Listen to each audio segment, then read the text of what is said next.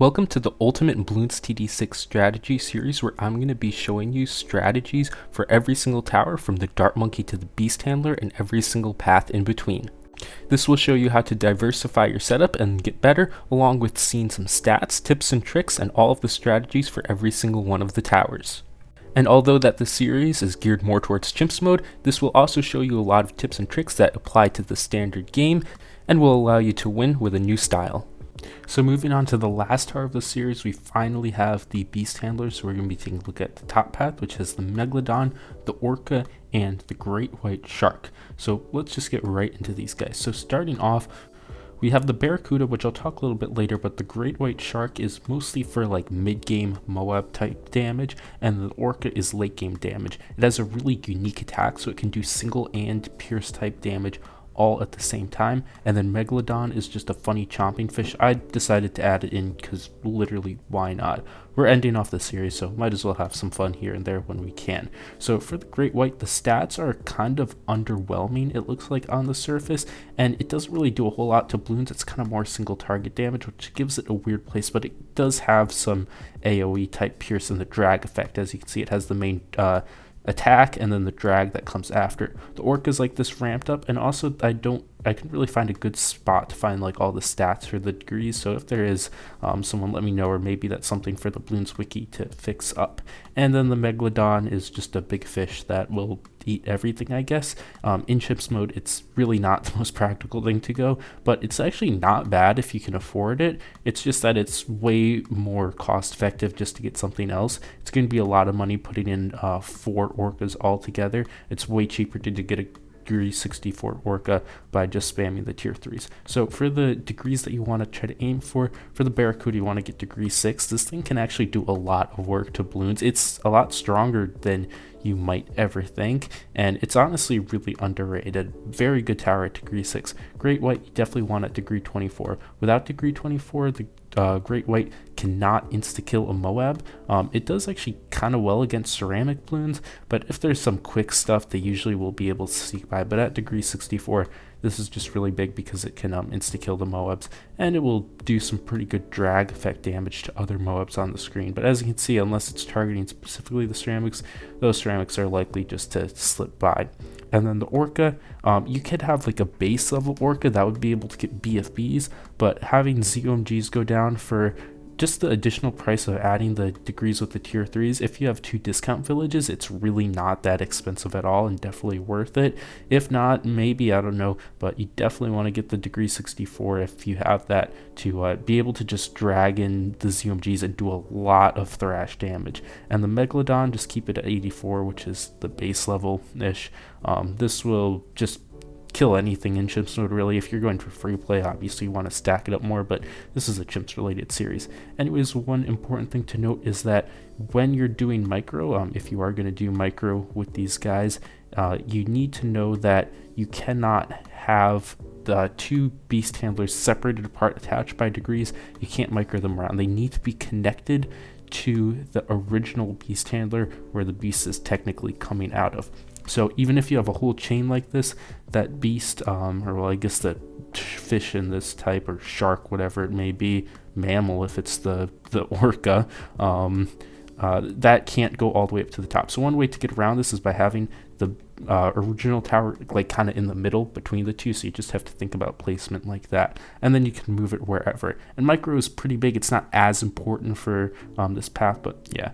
What you'd want to buff it up with is only the tier 4, the Orca, can get an overclock, and this makes it a lot more powerful. It's really, really cool with the overclock. The thrash can just delete a lot of stuff. It's just very powerful. But the tier 3, not really needed. Tier 4, tier 5, I mean, I guess you can also buff. And for maps that it's good on, it's maps that are like Spillway. And what I mean by that is that you can get the Orca up close, and there's lots of overlapping tracks that a water air tower can go around. So just to show you the strength that the orca can do when there's just a lot of area that the thrash can affect. Look at it just destroy all of those. I'll talk about that later. So the pros is that it's an underrated early game, Moab insta-kill with AoE 2, strong on very specific maps, and it has a funny fish. The cons is that it's hard to use on many maps, needs advanced micro to get the most control out of it, which is something I'll mention later, and it's kind of hard to control.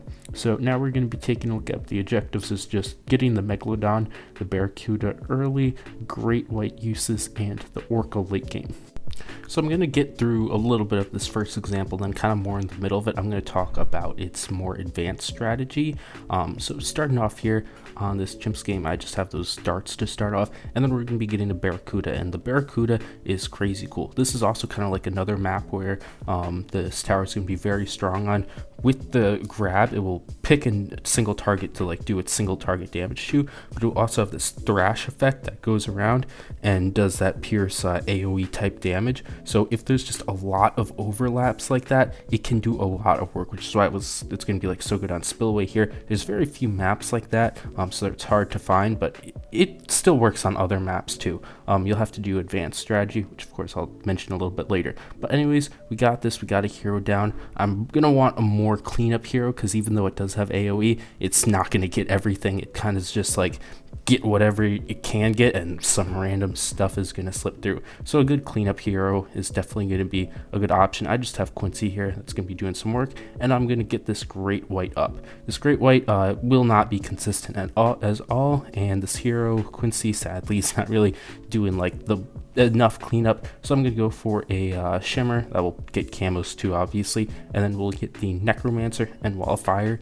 and then I'm going to just go for Prince of Darkness. So the use that I have here for this great white in the mid game, I guess. Oh, and by the way, I'd recommend keeping them like all within the same village, but just because of the nature of this map, we can't really do that, so our villages are unfortunately going to be a little disconnected. But okay, that was a little bit strange, but anyways, what I was saying is that we're just using the great white as like a single target Moab damage dealer while I save up. And unfortunately, I left the alchemist window open, so you can't see the great white insta-killing those Moabs. So I guess you can see a little bit of it when they get dragged in, but it will insta-kill the Moab, deal lots of damage to the BFB, all that good stuff, which is really good synergy with this Prince of Darkness here, just something that does a lot of pierce, has the at least consistent cleanup and all of that, and I'm easily going to be able to get Prince of Darkness like so, and then we can save it for Orca.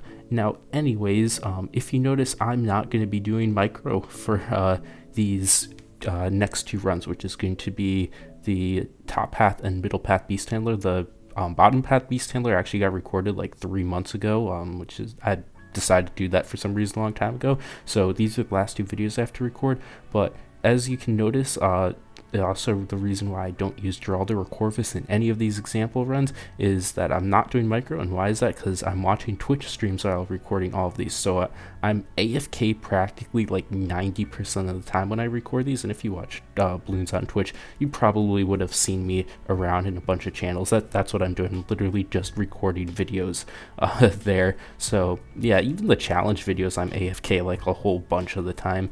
But anyways, that's really why I don't do a lot of micro. So I'm gonna like talk about the advanced strategy, and also if you want to see like the super advanced strategy with like all the micro and stuff, you can look at the challenge videos. I have like a whole bunch of challenge videos using these guys, but I'll just describe it. And in all honesty, it's a little bit crazy, and a lot of times like the average person wouldn't use it anyways. But with the micro, there isn't like as much deployment. For when it comes to the Orca, it's more so targeting. So the whole idea with this micro is that you'd use last, strong, sometimes close, I guess, to basically make it so the drag will affect a lot of stuff in a very, very specific area, which would get the most. So like sometimes you try to get a whole line, so you could set on last to get the last ZOMG, because if you set it on to strong, it's only going to get the first ZOMG. But if you set it to last, it would get the last ZOMG and drag all the way down the line, doing a ton of damage, and then you'd be constantly changing the targeting. So if you see like my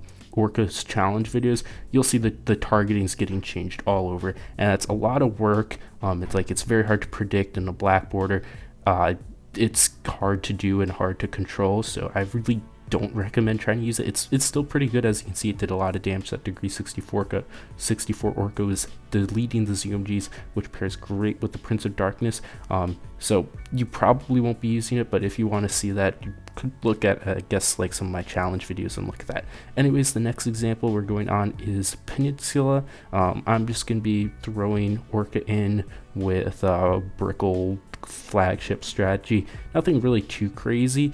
Sadly, the Orca does not get the buff from Brickle. If it did, that would be pretty cool, but it doesn't, so that I'm just using Brickle because I wanted to use flagship, I guess. So we're going to be moving on with that, and I'm going to be doing a pretty standard early game. I'm going to be going, actually I guess it's not really so much standard. I'm going to be going for a ballistic missile, which is not very standard. I take that back. Get a spike factory in the back with this ballistic missiles. Going to be able to do a lot, take out the balloons nice early, and when you use Brickle's level 3, it actually will do a lot of damage to around 40, which is pretty cool. And then we're going to incorporate the Beast Handler a little bit later. Sadly, I can't get Barracuda in for the early game. It would be really nice if I could do that, but that would involve me destroying the land and then building it. And by that time, I should just go for a ballistic missile sub. I'd have air burst and a way better grounding, and I'll be able to take out the camos with a spike factory in the back, and it would all make sense. So sadly, I couldn't really get the Barracuda early game in here, but yeah, so we're gonna get that. I'm gonna grab the boat. I'm gonna go 502 this time just because I feel a little fancy for black orders. Normally I recommend getting grape shot because it will make the mid game and early game a lot easier. 502 just has a lot more pierce, which is better in the late game, but for most times black order, I just take an easier early game and late game, especially if you have to deal with a 302 in the early game. But this time I'm feeling a bit funky, so I'm not doing that. We're going for the more optimal late game. Anyways, here we're going to be getting the shark now, and then I'm going to be going for the flagship a bit later, because at this rate I won't be able to get a flagship before around 63. I'm going to be going for an Orca, and what else is that? Oh yeah, the Lord of the Abyss. No, not Lord of the Abyss, Abyssal Warrior. Just give us extra pierce, take out ceramics a bit better, kind of ensure that I beat round 63. And then also I'll be getting the aircraft carrier on top of that. So nothing too crazy. Actually, I guess it is a little crazy. This is a very unconventional way to do a flagship. Normally you'd be looking at getting the flagship before round 63, which honestly I think is a bit of an easier approach, but I wanted to get Great White in there early. I also just got a decamo sub at the top, so that kind of threw things off a little bit. It will still work nonetheless because we have good synergy. The Abyssal Warriors giving pierce, and we have Brickle doing stuff. The ballistic missile also kind of still does a lot of work, and then the aircraft carrier is just doing a lot of general damage, and that shark is doing some cool stuff too. So there goes around 63. The shark can actually do a decent amount if it gets like lucky. Otherwise, I have the abilities that I just used, so I just pop some abilities and we're good. And then I'll grab that Orca. So the Orca is going to be just chomping everything in.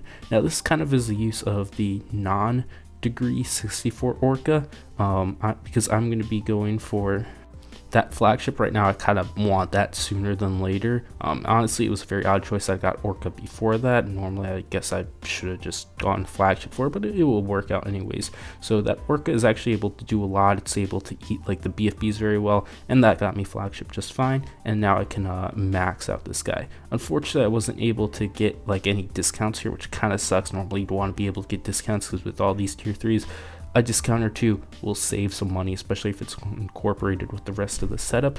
And then to make the flagship a lot stronger and necessary to be able to hit the DDTs, we're going to be getting the glue storm right there. Now this is where I made a very weird decision. There were a lot of weird decisions in this run. I was probably really a lot more focused on the Twitch stream that I was watching, but I should not have done this. In all honesty, I should have gone for overclock on the Orca. That would just make it a lot stronger, and I actually haven't done it in the run. I kind of just forgot about it, so I decided why not get the Lord of the Abyss, which is a strong tower, but because I have a lot of cleanup and Glue Storm also will in a way act as cleanup, it just really wasn't worth it. It wasn't like good for the strategy balance and like the composition of it, and I realized, oh, I need to showcase Orca, so I get the overclock kind of there at the end. It comes up for around 98. Nonetheless, I was still able to win just fine but you'll see a little work with Orca, and I got a little distracted at around 99, almost lost, but there you go, pretty cool win. So this guy's really strong and can be used in a lot of different ways. And it's incredibly satisfying to see, especially if you're doing like all the advanced strategy with the targeting and micro, just seeing the Orca literally destroy everything. So really fun tower. Could be a bit daunting to use. This second run may not really have been the best example of like a good strategy, but that's all right. I was able to pull it together anyways at the end, even if it was close. Thanks for watching. If you want to help out the channel, you can check out these new videos, like and subscribe for more content, support the channel by becoming a member, and joining the Discord to chat with the community. Bye!